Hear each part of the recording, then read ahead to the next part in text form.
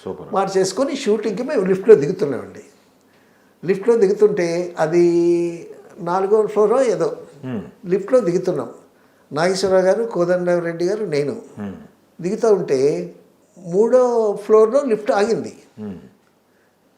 Lift ఆగేసరికి ఆ తలుపు ఎదురుగా ఒక ఆర్టిస్ట్, ఒక అమ్మాయి, అంటే హీరోయిన్ కాకుండా సెకండ్ క్యారెక్టర్స్ వేసేటటువంటి అమ్మాయి కనిపించింది. నాగేశ్వరరావు గారిని చూసి అట్టాంది. అప్పుడు నాగేశ్వరరావు గారు ఏమన్నా రా రా రా అలాగా నాగేశ్వరరావు గారు ఇట్లాంటివి ఎన్ని చూస్తుంటాడు ఆయన అనుభవంలో.